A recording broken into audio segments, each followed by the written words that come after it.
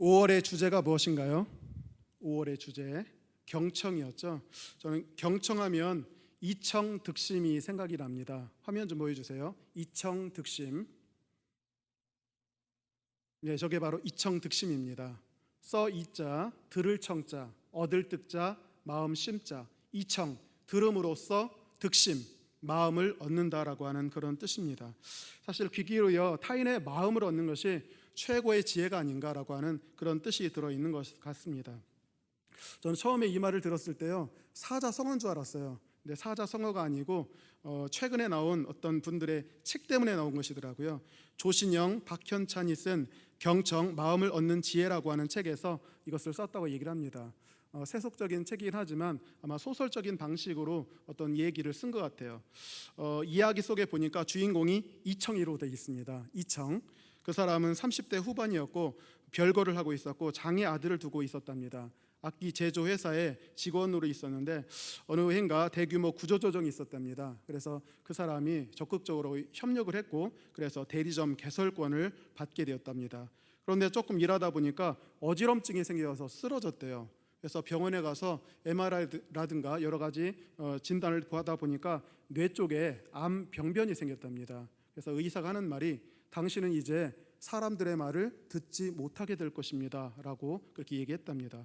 점점 더 상황이 악화되었어요. 그래서 이 사람은 악기 제조회사의 직원이었기 때문에 이제부터는 악기 제조하는 것을 좀 배워봐야 되겠다. 그래서 배움의 목적으로 무급 직원으로 다시 옛날 직장에 복귀하게 되었답니다. 그래서 악기 제조를 배웠는데 그래서 사람들이 그 사람을 이토벤이라고 불렀대요. 베토벤의 악성이 있죠. 베토벤, 귀가 들리지 않았던 사람이 있는데 이청이라는 사람 이씨를 따가지고 이토벤이라고 불렀던 모양이에요. 그래서 그 사람이 들어가게 되었던 팀은요, 참 깐깐했던 장인들이 많이 모여 있었던 팀 같습니다. 서로 간에 싸우고 자기가 옳다고 하면서 굉장히 분란이 많았던, 그러나 실력 있었던 그런 집단 같습니다. 그런데 어떻게 하겠습니까? 가서 배워야 되는데 귀는 들리지 않습니다. 예전 같았으면 그냥 누가 말을 하면 그냥 그래 이렇게 하면서 그냥 가볍게 넘겼는데 이제는 귀가 들리지 않는 것입니다. 그러다 보니까 이 이청이라는 사람이 상대방의 말에요 그렇게 집중을 해요.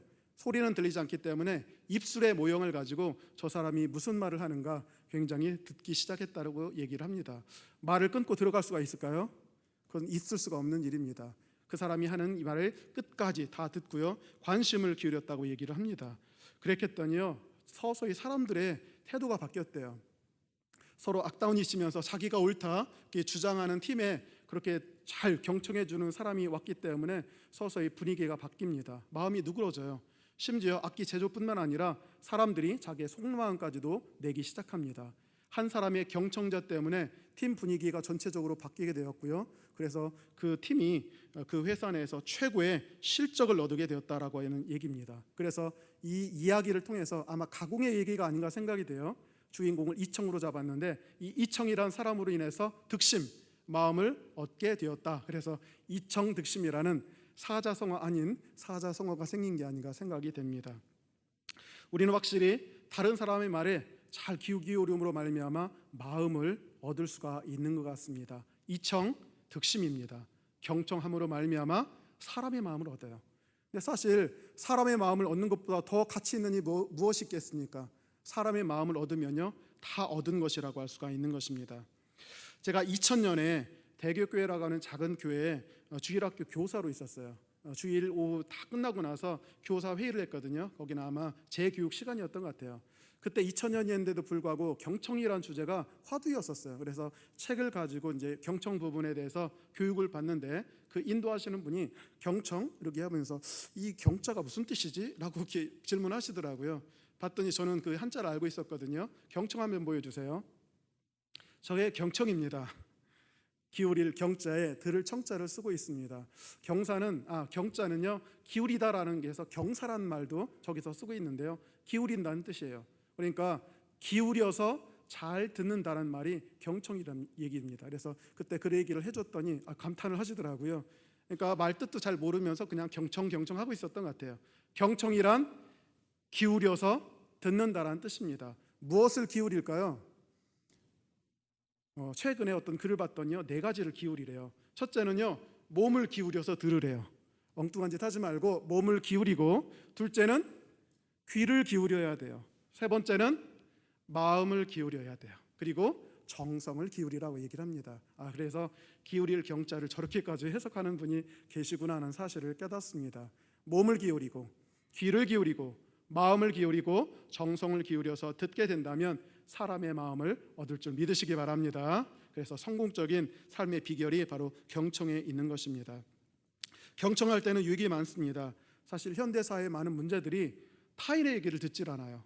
부모 자식 간에 혹은 상사와 직원 간에 다른 사람의 말을 잘 듣지 않습니다. 그래서 많이 꼬이게 되는 일이 벌어지는데요, 경청으로 해소할 수 있는 경우가 참 많이 있습니다.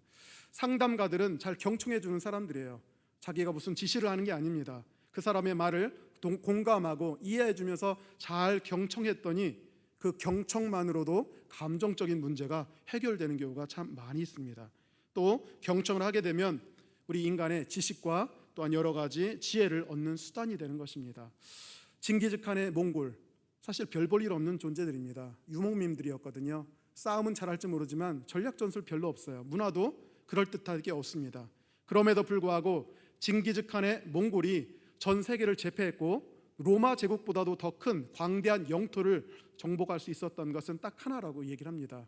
그게 뭐냐면 그들은 경청의 습관을 갖고 있었다고 얘기를 합니다. 서로 안에 광대한 초원에서 만나게 되면요, 이런 질문을 했대요. 뭐 새로운 소식은 없습니까? 이걸 가지고 서로 소통을 했던 모양이에요. 문명 지역에서 어떤 소식이 들려오지 않습니까? 다른 외방 지역에서 특이한 일은 일어나고 있지 않습니까? 서로 간에 이렇게 주거니 받거니 하면서 경청을 했던 모양이에요. 이 경청을 통해서 징기즈칸의 몽골은 거대한 대제국, 인류 역사상 전무후무한 그런 대제국을 건설한 것이 아닌가 생각이 됩니다.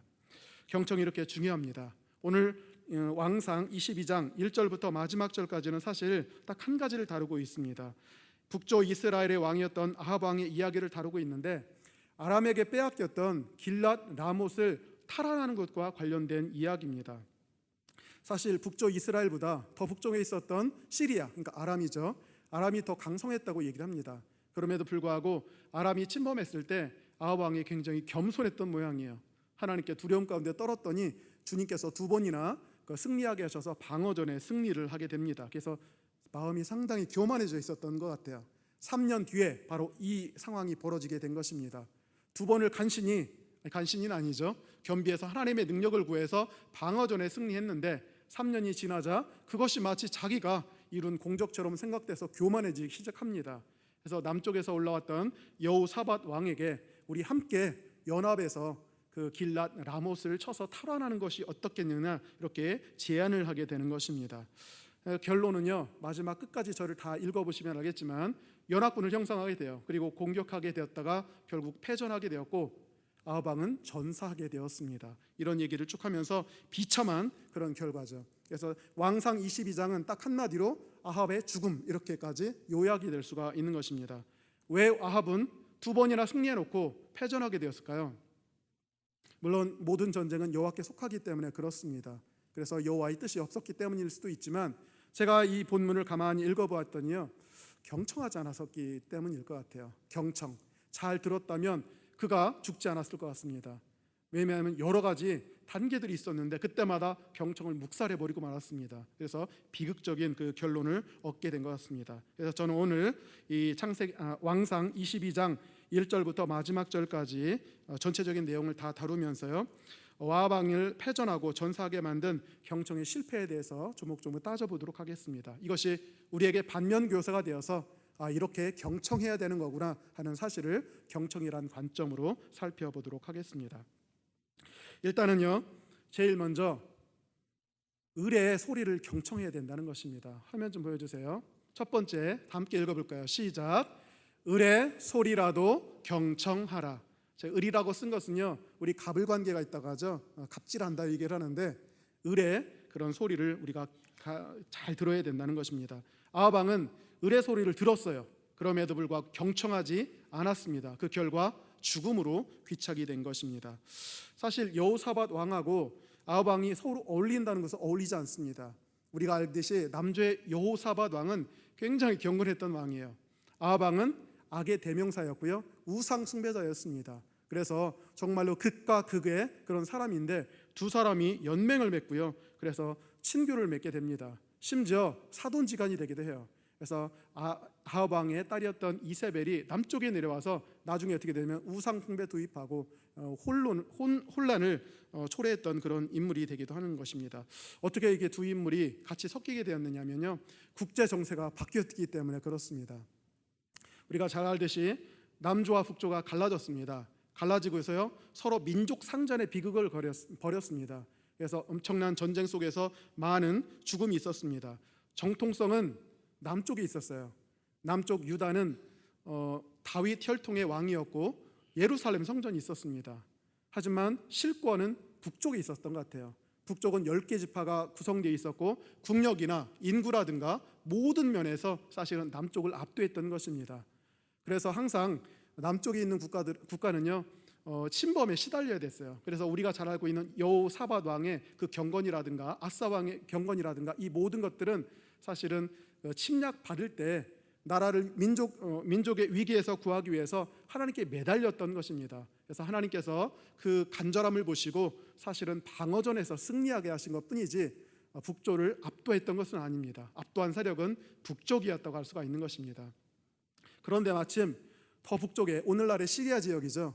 오늘날 지옥이 되어가고 있는 그 시리아 지역, 거기 아람이 있었는데 아람이 갑자기 강성해지기 시작하는 것입니다. 남조와 북쪽에 공동의 강적이 생겨버리게 된 것입니다. 그래서 더 이상 우리 싸우면 안 되겠다, 내부적으로 싸우지 말고 우리가 연맹을 맺고 서로 결혼을 하자 해가지고 남쪽의 여호사밧과 북쪽의 아합 왕이 극과 극의 인물이었음에도 불구하고 같이 동맹을 체결로 했던 것을 우리가 확인해 볼 수가 있는 것입니다. 그래서요 여호사밧이 예방 차원으로 간 것 같아요. 강대국에 찾아간 것입니다. 여호사밧이 찾아가니까 아합이 하는 말이, 우리가 길랏 라못을 탈환하지 못했는데 가만히 두는 게 이게 말이 되느냐, 우리 힘을 합쳐서 저 길랏 라못을 탈취하는 것은 하나님의 거룩한 전쟁이고 거룩한 사명이고 위대한 일이라고 하면서 그를 부추기게 되는 것입니다. 그랬더니 여호사밧 왕이 4절에 이런 말을 해요. 4절에 보니까 나는 당신과 같고 내 백성은 당신의 백성과 같고 내 말들도 당신의 말들과 같으니라 라고 얘기를 합니다. 100% 찬동하는 것으로 그렇게 표현되어 있습니다. 그런데요 곧바로 예언자를 얘기합니다. 아마 경건했던 여호사밧 왕이었기 때문에 아무리 거룩한 전쟁이라 할지라도 하나님의 뜻을 묻지 않고는 내가 절대로 동원하지 않겠습니다 하면서 선지자들을 요구합니다. 그랬더니 아합 왕이 400명이나 되는 선지자들을 불러 모았어요. 이 자리, 여기에 있는 자리 꽉 채우면 400명 됩니다. 그러니까 이 수없이 많은 사람들이 다 예언자로서 이번 전쟁에 나가시면 분명히 승리하시게 될 것이고 탈환하게 될 것이라는 얘기를 이구동성으로 다 하게 되는 것입니다. 그런데도 불구하고 여호사밧 왕은 또 이런 얘기를 하는 거예요. 그러지 말고 이 외에 여호와께 물을 그런 선지자가 여기 있지 않습니까? 라고 하면서 그렇게 얘기를 하는 거예요. 400명이나 되는 사람들이 그렇게 예언하는데 왜 또 다른 여호와의 선지자를 구하는 것일까요? 그래서 아합 왕이 얘기를 합니다. 400명 외에 딱 한 명, 미가야라고 하는 선지자가 있는데 그 녀석은 나한테 항상 좋은 일은 예언하지 않고 나쁜 일만 예언하기 때문에 내가 미워한다고 얘기를 해요. 그랬더니 8절에서 여호사밧 왕이요, 왕은 그런 말을 하지 마십시오 라고 하면서 그 사람을 꼭 불러오라고 얘기를 합니다. 그럼 여러분 느끼셨어야 돼요. 말로는 나는 당신과 같고 내 백성들은 당신의 백성 같고 내 말들은 당신의 말들과 똑같습니다 하면서 참전 오케이 라고 했지만 실제적으로 가만히 얘기 진행되는 거 보니까 참전하고 싶다는 얘기야, 안 하고 싶다는 얘기예요? 하고 싶지 않다는 뜻입니다. 이게 바로 을이에요. 을은 자기의 소리를 냅니다. 말로는 오케이 합니다. 그러나 실제적으로 계속되는 행동과 언어의 이런 표현 양식을 보면 그는 원하지 않는다는 사실을 계속해서 얘기하고 있다는 것을 알 수가 있는 것입니다. 여호사밧 왕은 아까도 얘기했지만 영감의 사람이었어요. 하나님을 잘 섬겼기 때문에 하나님의 세밀한 음성을 어느 정도는 들을 수가 있는 그런 사람입니다. 아합 왕이 분별력이 있어서 첩보를 알고 있다면 왕에 대해서 알았을 게 아니겠습니까? 이 사람은 하나님이 함께 하시고 참 귀가 열려 있는 사람이다. 그의 말을 잘 들으면 유익할 것이라는 것은 분명히 알 수가 있었을 것 같습니다. 그런데 그 소리를 듣지 못한 것 같아요. 분명히 왕 대 왕이 아닙니다. 사돈지간이긴 하지만 아합이 훨씬 더 유리한 입장이 있었기 때문에 사실 여호사밧은 노하고 싶어도 노할 수가 없는 그런 상황 가운데 있었죠. 그러나 그는 끊임없이 아니오라는 얘기를 계속 해주고 있다는 얘기예요. 400명 여기 꽉 차 있는 인원들이 다 얘기를 합니다. 괜찮습니다. 승리합니다. 그런데 계속해서 다른 선지자 미워한다 그러지 마시고 그 사람도 꼭 데려와서 예언을 꼭 들어봐야 되겠습니다 라고 하는 것은 분명히 아니오라는 얘기를 분명히 해주고 있기 때문에 그렇습니다. 그래서 우리는요 의뢰 얘기를 잘 들으셔야 돼요. 탄의 얘기 잘 들어야 된다는 것입니다. 살고 죽는 것이 경청에 있기 때문에 그렇습니다. 경청을 잘하게 되면 비극적인 일은 당하지 않게 되기 때문에 그렇습니다. 어떤 것을 경청해내는가? 타인의 얘기를, 타인의 소리를 경청해야 됩니다. 현장의 소리를 경청해야 되는 것입니다. 동료의 소리, 아니 부하 직원의 소리, 의뢰 소리를 잘 들어야 된다는 것입니다. 그래서 우리는 경청을 통해서 이런 비극을 물리칠 수가 있다는 얘기죠. 일본의 유명한 자동차 회사 렉서스가 있습니다. 예전에 굉장히 부도 위기까지 몰렸던 모양이에요. 그래서 비상 경영 체제가 되었고요. 그 회장님께서 하는 말이 새로운 차를 설계할 때는 너희들이 완전히 고객의 집에 가서 그 사람들의 얘기를 들어보면 살아 이렇게까지 강수를 두었답니다. 굉장히 극비 상황에 해당하는 것임에도 불구하고 아주 고객 집에 가가지고 얘기를 할 정도로 그렇게 했대요. 그래서 그 기술진들이 설계자들이 그렇게 현장의 소리 그리고 고객의 소리를 다 모아서 차를 설계했답니다. 그런데 그것이 대박을 냈대요. 그래서 렉서스가 부도 위기에서 벗어나서 승승장구하게 되었다는 것입니다. 그러니까 이 말은 우리로 하여금 경청의 중요성을 깨닫게 되는 것이죠. 누구든지 시일이 지나게 되면 타인의 말 잘 안 듣습니다. 그런데 위기가 닥치게 되죠. 그럴 때 이 렉서스처럼 현장의 소리 그리고 소비자의 소리 그리고 의뢰 소리를 잘 듣게 된다면 돌파구가 생기게 되고 승리하게 된다는 것입니다. 근데 이 렉서스가 나중에 조금 성공하다 보니까 또 얘기를 안 들어요. 기술진에서 문제가 있습니다. 소비자들도 여기 조금 이상한 것 같은데요. 얘기가 들리는데 묵살했다가 결국 급발진 사고로 인해서 엄청난 리콜 사태에 직면하게 된 것입니다. 그러니까 경청하게 된다면 승승장구하고 대박이었는데 그 경청을 끊어버리니까 결국 다시 위기 가운데 빠지는 모습을 확인해 보게 되는 것입니다. 또한 우리는 경청할 때요 이런 의뢰 소리뿐만 아니라 의리 내지 못하는 그 이면의 소리까지 들어야 된다는 얘기예요. 들리지 않는 소리도 경청해야 된다는 것입니다. 표 한번 보내주세요. 메라비안의 법칙이란 그런 것이 있습니다. 메라비안이라는 학자가 우리 인간의 의사소통은 어떻게 되는가 분석을 해봤대요. 그랬더니 진짜 하고 싶은 얘기는 7%밖에 안 된대요. 입술로 하는 게. 그러면 나머지 93%는 노하고 할 수가 있다는 얘기죠. 겉표면으로 보면은 겉표면으로 얘기하는 것과 실제로 그 사람이 나타나는 게 다르답니다. 그리고 소리, 음성이죠. 음성의 떨림이라든가 여러 가지 인토네이션 것으로 표현되는 것이 38%를 표현하고 있대요. 그리고 신체 언어, 그 사람의 제스처라든가 여러 가지 모습이 55%에 해당한다는 것입니다. 그러니까 실제로 우리 입술에서 떨어지는 말의 내용 갖고 표현되는 것은 단지 7%예요.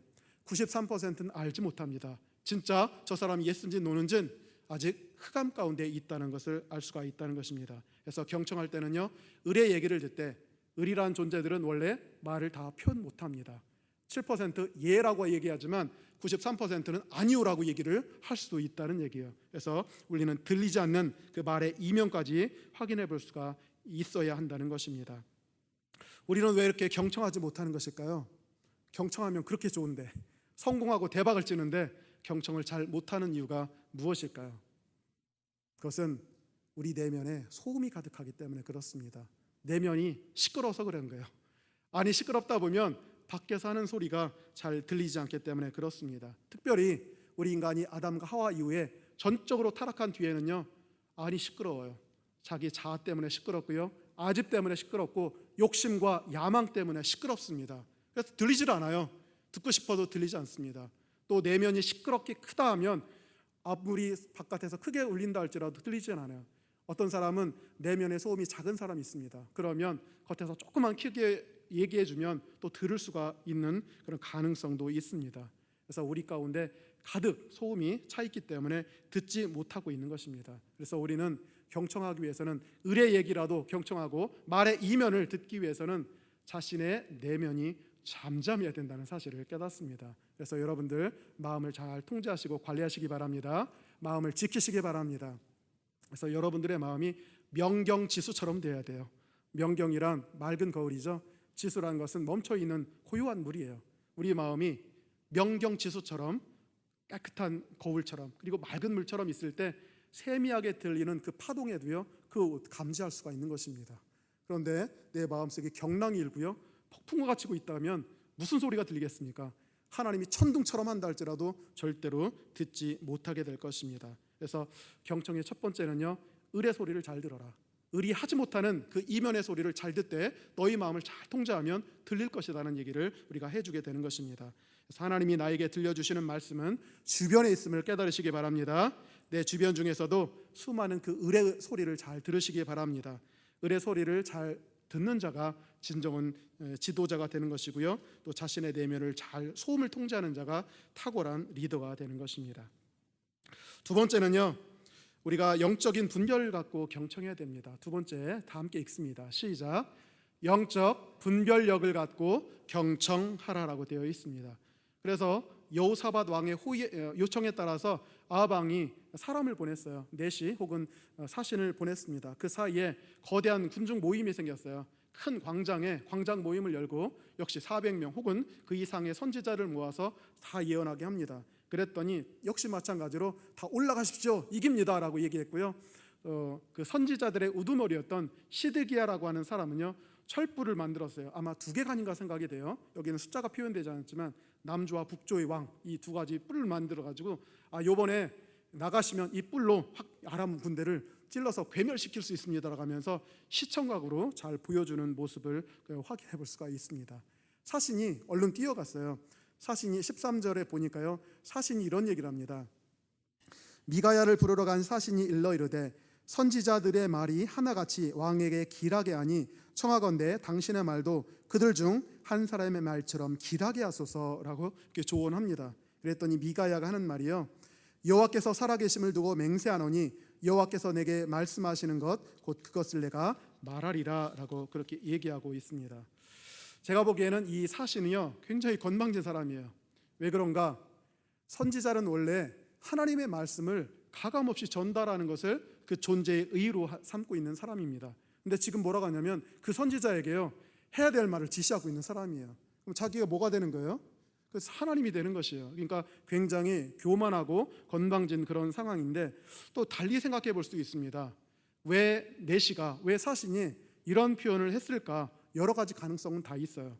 우선 이 내시가 미가야를 사랑했기 때문에 할 수도 있습니다. 이미 그는 미가야를 잘 알고 있었고 사랑해서 그를 위험에서 건져주려고 하는 사람이 아니었을까 생각이 됩니다. 그는 이미 감옥에 수감되어 있는 것 같아요. 다시 수감해라 이라는 얘기가 암시된 거 보니까 이미 감옥에 갇혀서 고생하고 있는 사람 같습니다. 그래서 만약에 당신이 지금 광장에 와서 옛날처럼 이렇게 반대하는 의견을 내게 된다면 당신은 더 큰 곤욕을 치르게 되고 심지어 목숨까지도 빼앗기게 될 거라는 그런 생각을 했을 수도 있어요. 왜 자꾸 당신은 고난을 가중시키려 하십니까? 대세는 이미 교유롭습니다. 계란으로 바위치기입니다. 당신이 그런다 할지라도 바뀔 압이 아닙니다. 왕이 원하는 소리 한마디 해주시고 훗날을 도모하시는 것이 어떻겠습니까? 라고 하면서 어찌 보면 미가야를 위해서 정말로 이게 진심의 얘기가 될 수가 있는 것이죠. 충정 어린 소리가 되는 것이고 또한 인정이 담긴 소리가 될 수가 있습니다. 긍휼지심이 발휘될 수가 있는 것입니다. 우리는 글로 표현됐기 때문에 알 수가 없어요. 아까도 얘기했지만 93%는 다른 요소에 의해서 결정이 됩니다. 그래서 이 말만 갖고는 정말로 왜 그런 얘기를 했는지 알 수 없지만 가능하다는 얘기죠. 그를 사랑해주고 그를 건져주기 위해서 그런 얘기를 했을 가능성도 있습니다.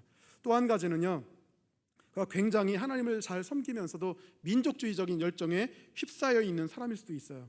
원래 길랏 라못은 아람 땅이 아닙니다.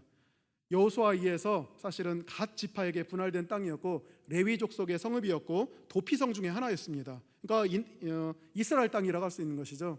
그래서 그 땅을 수복한다, 탈환한다, 이 전쟁은 사사로운 전쟁이 아니라 거룩한 전쟁, 성전이라고 할 수가 있는 것입니다. 게다가 왕도 그렇고 신하들도 그렇고 선지자들 그렇고 백성들 다 찬동하면서 사기가 충천해 있는 것이에요. 다 하나님을 위해서, 이 민족을 위해서 이 땅은 꼭 수복해야 됩니다. 이것은 거룩한 전쟁입니다 라고 하는 그런 분위기 가운데 휩싸여 있는 사람 같아요. 자, 그래서 우리는 이 거룩한 대의 명분과 이 위협을 위해서 다 힘을 합쳐야 되는데 당신이 거기 가서 초를 칠 필요가 뭐 있냐, 찬물을 끼얹지 말아라, 이것은 위대한 일이다, 하나님이 기뻐하실 일이다 라고 하면서 설득하는 그런 소리가 될 수가 있는 것입니다. 여기에 반역하는 것은 반민족적이고 반신적인 그런 행위가, 그런 언사가 될 거라고 생각할 수도 있다는 얘기죠. 두 가지 가능성 다 있습니다. 이 넷이 사신 이 말의 그 본인은 정말로 아까워서, 이 사람을 사랑해서 위기는 빠져나와야죠, 훗날 도모하셔야죠, 이런 얘기가 될 수도 있고, 정말로 민족적인 열정 가운데 이거는 굉장히 위대한 일인데 당신이 반대하지 말라는 그런 뜻으로 해석할 수도 있는 것입니다. 둘 다 매력적이고요, 어찌 보면 들어볼 만한, 그런 경청할 만한 소리가 될 수가 있다는 얘기예요. 그러나 아까도 얘기했듯이 경청할 때는요, 모든 소리를 다 듣는 게 아닙니다. 그랬다는 큰일 납니다. 경청할 때는 영적인 분별이 필요하다는 얘기죠. 저 사람이 하는 얘기가 과연 어떤 본질을 갖고 있는지, 저 사람의 말을 경청했을 때 어떤 기회비용을 지불해야 되는지를 잘 따져서 분별해서 경청해야 된다는 것입니다. 그 본질은 무엇이겠습니까? 자기를 안위해 줄 수도 있어요. 자기를 사랑해서, 혹은 민족의 열정 때문에 그럴 수도 있어요. 그러나 분명히 그는 깨닫습니다. 이것을 듣게 된다면 지금 나에게 들려오는 하나님의 음성을 멸시하게 되는 거예요. 그래서 경중이 바뀌게 되는 것입니다. 나를 사랑한다 할지라도 내가 그 말은 들을 수가 없다. 왜? 더 크신 하나님의 말씀이 가지 말라, 가면 죽는다라는 얘기가 분명히 있기 때문에 그렇다는 것입니다. 그래서 우리가 다른 사람의 얘기를 들을 때는요, 이렇게 영적인 분별을 잘 하셔서 들어야 될 말과 듣지 말아야 될 말을 분별하셔야 된다는 것입니다. 우리 예수님도 사실은 복음 전도자에게 이런 단호함을 역설해 주셨어요. 우리 누가복음 14장 26절부터 27절까지는 이렇게 되어 있습니다. 무릇 내게 오는 자가 자기 부모와 처자와 형제와 자매와 더욱이 자기 목숨까지 미워하지 아니하면 능히 내 제자가 되지 못하고, 누구든지 자기 십자가를 지고 나를 따르지 않는 자도 능히 내 제자가 되지 못하리라라고 되어 있습니다. 사실 조금 엄격한 말씀이죠. 자기의 부모, 처자, 형제, 자매, 심지어 자기 자신의 목숨까지 해야 된다는 얘기예요. 이거는 원수지간을 삼으라는 얘기가 아니에요. 그들 나름의 요구하는 사항이 있습니다. 야, 그러지 말고 이쪽 길로 가는 게 어떻겠냐, 너를 위해서야 라고 했을 때 안 됩니다. 그 말을 듣게 된다면 하나님의 말씀을 배척할 수가 있습니다라고 하면서 그 말을 듣지 말아야 될 때가 있어요. 저는 다행스럽게도 우리 어머니께서 신학하고 이 사역하는 길을 적극적으로 또 후원해 주셨어요. 근데 우리 담임 목사님 그렇지 않더라고요. 우리 담임 목사님의 부모님은 너는 의대 가야지, 의사가 가야지, 무슨 신학하고 사역자가 되냐면서 반대하고 있다는 얘기예요. 다 들립니다. 우리 담임 목사님의 입장에서도 부모님이 그걸 왜 사랑하지 않겠어요? 그거 다 느껴지잖아요. 내 잘 되라고, 네가 아깝잖아. 그러니까 이 세상에서 편하면서 또 행복하게 살 수 있는 길이라고 생각하면서 반대할 수가 있다는 것입니다. 그 얘기를 경청했어야 되나요? 그런데 뜻밖에도 물론 의사가 되는 게 나쁜 일은 아니에요. 그런데 하나님의 들리는 메시지는 다른 메시지였어요. 두 개를 비교해 봐야 된다는 얘기예요. 다 좋은 얘기입니다. 그러나 경중을 따져서 결국은 더 나은 것을 선택해야 된다는 것이 오늘 말씀의 취지라고 하는 것입니다.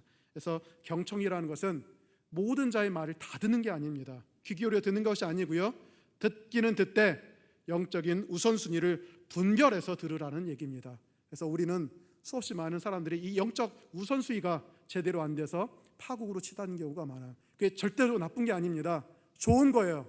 하지만 그 차선이 최선을 억누르게 된다면 그 소리는 절대 듣지 말아야 되는 소리라는 얘기입니다. 그래서 오늘 이 미가야 선자자는요, 그를 사랑해서 민족적인 열정의 뜨거움 가지고 그를 설득하려 했지만, 일편 듣기에는 좋아 보이지만 그의 말에 경청하지 아니하고 그보다 더 상위에 있는 하나님의 절대적인 진리의 말씀을 경청했다는 것입니다. 그래서 여러분들도 이 세상 살아가면서 이런 영적인 우선순위 잘 분별하시고, 그래서 들어야 될 말 경청하시기 바랍니다. 세 번째는요, 우리가 경청의 능력을 잃지 않도록 마음을 잘 지켜야 돼요. 저기 세 번째 자막이 떠 있는데 우리 다 함께 읽도록 하겠습니다. 시작. 경청의 능력을 잃지 않도록 마음을 지키라라고 이렇게 됩니다. 아방 주변에 400명 있었어요. 선지자들입니다. 제가 보기에는 어용 선지자들이에요. 어용 선지자들이란 왕의 의중을 잘 파악해서 왕이 하고자 했을 때요, 그것을 하나님의 이름으로 승인해 주는 자들이에요. 그래서 그들은 권력과 물질과 인기와 풍요와 쾌적한 삶을 살아가는 사람들입니다. 그런데 이 사람들 400명 정말로 처음부터 악독한 사람이었을까? 정말로 불선한 마음을 가지고 사역을 시작했을까 생각해 볼 때 여러분들은 어떻게 생각했어요?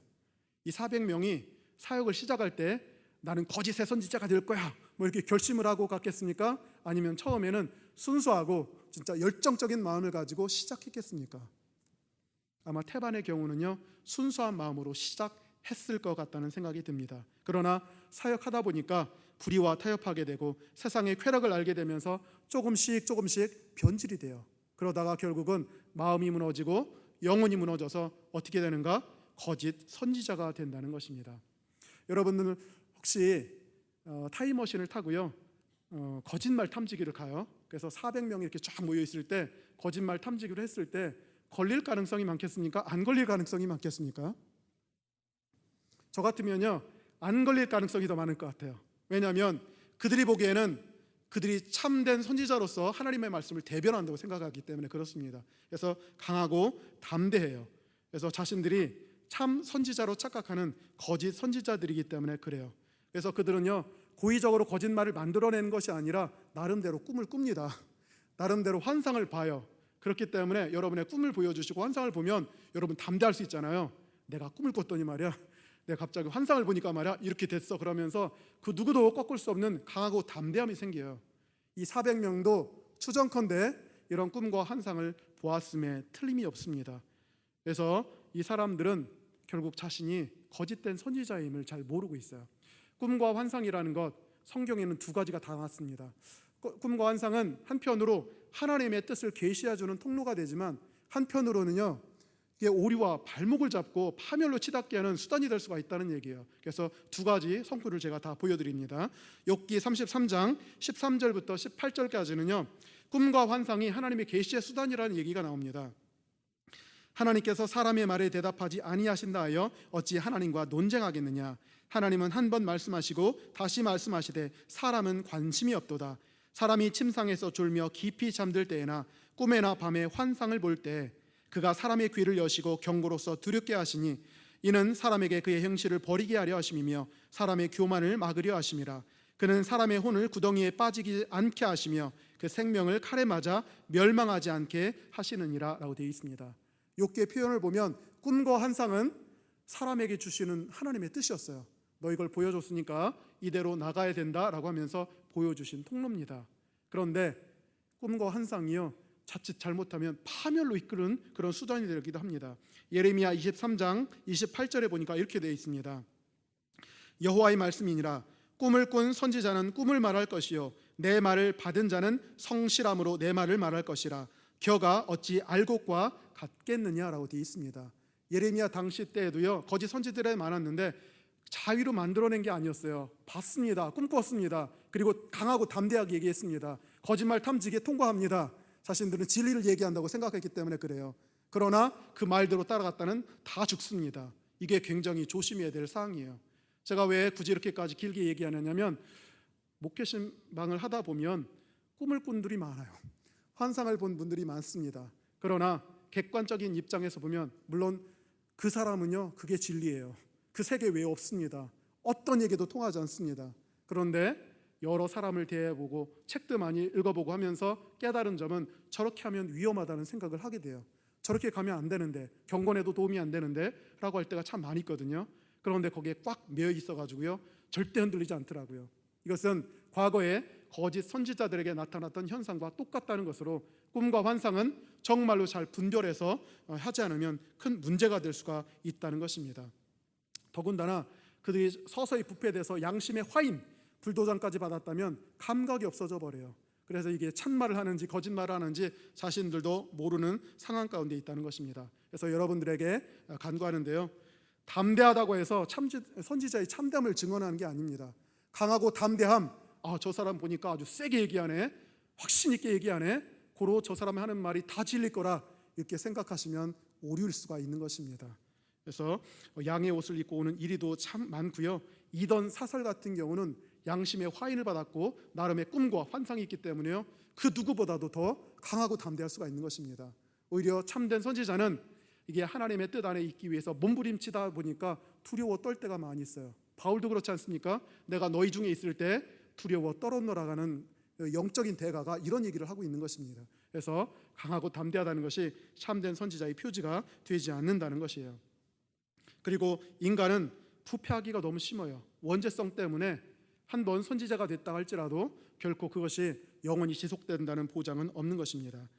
제가 1997년에 기도원에 갔을 때요, 저를 인도해 주셨던 그 원장 목사님은요, 9가지 성령의 연사를 다 갖고 계신 분이었어요. 뭐 방언이라든가 예언이라든가 또 영분별이라든가 다 갖고 신유 능력까지 다 갖고 계셨습니다. 그분이 그렇게 하게 된 이유는 환난을 받다가 결국은 주의 소명이 있다는 사실을 깨닫게 되었어요. 그런데 가방끈은 짧지 배운 것은 없지, 주님께서는 사역을 하라고 하지 도저히 방법이 없는 거예요. 그래서 그분이 밥 먹듯이 금식 기도했다고 얘기를 합니다. 그렇게 뭐 40일 금식 몇 번 하고 21일 금식하고 계속 금식하다 보니까 주님께서 성령의 은사를 부어주셔가지고 강력한 영의 사역자가 됐다고 얘기를 합니다. 그런데 그분 얘기예요. 그렇게 영적인 사역을 함에도 불구하고 영혼이요 탁해진대요. 사역을 하다 보면 인정을 받고 칭찬을 받고 유명해지기 시작하면서 자기 영혼이 탁해진다는 느낍니다. 그러면서 이게 환상을 잘못 해석하는 경우가 있다고까지 얘기를 하더라고요. 그러면서 조심해야 되겠다. 그런데 나이가 많이 드니까 더 이상 금식이 안 돼요. 그래서 뭐를 했냐면 철야 기도로 가자. 그래서 나의 영성 수준을 계속 유지하겠다고 하면서 금식 기도하는 것을 확인해 보게 되는 것입니다. 사도 바울의 말처럼 인간은요 부패하기 쉽습니다. 나는 매일 죽노라라고 하는 얘기를 그분이 적용하고 있었다는 얘기죠. 그래서 저분이 그렇게 영의 권능자인데 왜 저렇게 철야 기도에 목을 매는가 라고 조금 의아했었어요. 그런데 사정을 들어보니까 역시 인간이구나. 우리는 부활하고 영화를 받을 때까지는 여전히 육신이 있습니다. 육성이에요. 그래서 아무리 큰 권능 가운데 있다 할지라도 이게 혼탁해진다는 얘기를 분명히 들었습니다. 그래서요 우리는 조심하셔야 돼요. 선지자로 시작했다가 거짓 선지자로 되는 것은 순간이기 때문에 그렇습니다. 그분의 아들에 관한 얘기도 해주시더라고요. 그 두 분이 만나가지고요, 두 분이 어찌나 금식을 많이 했는지 부부가 성령 충만한 삶 가운데 결혼하고 자녀를 낳았더니만 그 자녀가 어릴 때부터 성령 충만했대요. 영안이 확 열려 있어가지고 태어났대요. 그래서 꼬맹이가 이렇게 지나다니면 지나가는 사람들의 예언을 해줘요. 가게 들어가지고 그 아주머니한테 예언도 해줬다는 얘기입니다. 그래서 그 가게 아주머니들이 그 아이를 그렇게 좋아했대요. 이렇게 불러가지고 뭐 이렇게 주면서 야 예언 좀 해봐라 이렇게까지 얘기를 했답니다. 그러면 기가 막히게 맞으면서요 하나님의 말씀을 전달했대요. 그런데 그 아이가 9살, 10살, 11살 나이가 먹어감에 따라서 어떤 현상이 벌어지는가? 갑자기 예언을 얘기해 주다가요 갑자기 딱 끊어지는 거예요. 그러면서 하는 말이 필름 끊겼다 얘기를 한대요. 필름이 끊겼다는 얘기는 성령이 오다가 그 영감이 딱 끊어진 거예요. 왜 그런가? 태어날 때는 성령 충만해서 태어나서 영안이 열려 있었지만 살아가다 보니까 욕심이 생기고요 또 죄를 짓게 되고 하다 보니까 이게 무너지게 되는 거예요. 그래서 필름이 끊어지는 거예요. 그리고 필름이 끊어지지 않는다 할지라도 해석에 오류가 생기게 되는 거예요. 그래서 이 두 분의 얘기를 통해 보니까 인간이 영적 현상을 다루는 것은 굉장히 조심해야 되고 우리가 부패하지 않도록 조심해야 된다는 사실을 깨닫게 된다는 얘기예요. 400명 초기에는 순수하게 시작할 수 있지만 그들도 결국은 부패 가운데 있었다는 것을 알게 되는 것이죠. 그래서 이 다음에 천상회의가 있는데요, 천상회의 가운데 하나님께서 그래요. 저 아합을 길랏 라못 가서 죽이게 할 텐데 어떻게 하겠느냐 했더니 여러 천사가 막 방안을 얘기하는데 어떤 천사가 와가지고는요 제가 거짓말하는 영이 되어서 그의 400명의 선지자들 입에 들어가겠습니다. 그래서 그로 하여금 길랏 라못에 가서 전사하도록 만들겠습니다 라고 했더니 하나님이 허락해 주셨대요. 그래서 선지자들 입에 들어갔다는 것입니다. 거짓 영도 영이죠. 영적인 현상이기 때문에 거짓 선지자들도 참말하고 있다고 착각하는 경우가 많이 있는 것입니다. 그래서 결국은 우리가 영적인 것을 얘기할 때는요 굉장히 조심해야 된다는 것을 확인해 볼 수가 있는 것입니다. 마음을 잃지 않도록 하셔야 돼요. 영적인 선지자가 아니라 할지라도 우리 모든 사람들은 이 경청의 능력을 위해서는요 예전에 하나님 말씀을 잘 들었어. 근데 욕심이 생기고 마음이 무너지면요 이 거짓 선지자들하고 똑같은 일을 당하게 된다는 것입니다. 그래서 우리는 경청의 능력을 유지하는 길은 바로 자기의 마음을 지키는 길뿐임을 확신하셔야 됩니다. 그리고 우리의 마음이 부패하게 된다면 아무리 경청한다 할지라도 우리는 사탄의 도구와 앞잡이가 될 수밖에 없는 것입니다. 그리고 자신의 영적인 착각에 빠져서 신령한 줄 알지만 사실은 다른 사람까지도 파멸에 처하게 하는 경우가 많다는 것입니다. 그래서 여러분들에게 경청을 잘 하셔야 되는데 그 잘 하실 방법 바로 여러분의 마음을 순수하고 깨끗하게 유지하시기 바랍니다. 아까 얘기했던 것처럼 명경지수, 깨끗한 마음, 정결한 마음. 그래서 예수 그리스도의 그 보혈로 마음을 항상 깨끗하게 하시는 여러분이 되기를 간절히 축원합니다. 네 번째는요, 경청을 해야 되는데 경청할 때 다수 의견만이 아니라 소수 의견도 경청하랍니다. 화면 보여주세요. 자, 다 함께 읽어봅니다. 시작. 다수 의견만이 아니라 소수 의견도 경청하라라고 되어 있습니다. 자, 몇 대 몇인가요? 자, 지금 스코어가 어떻게 돼요? 400대 1입니다. 400대 1. 그러면 누구를 따라가야 맞습니까? 내가 아합이라면요, 제가 아합이라면 400명을 따라가겠죠. 왜냐하면 민주주의 사회에서는 다수결의 원리입니다. 400명이 거수하고요, 반대 1명인데 누가 1명을 따라가겠습니까?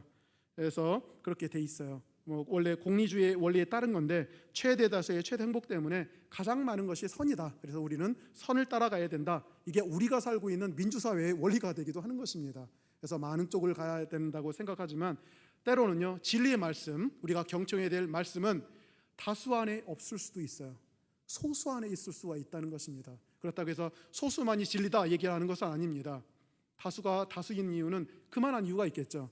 그러나 제가 하는 얘기는 다수가 되었든 소수가 되었든 그 안을 잘 들여다보고 거기에 하나님의 말씀, 진리의 말씀이 있는 쪽을 선택해야 된다는 것을 우리가 확인해 봐야 된다는 얘기예요.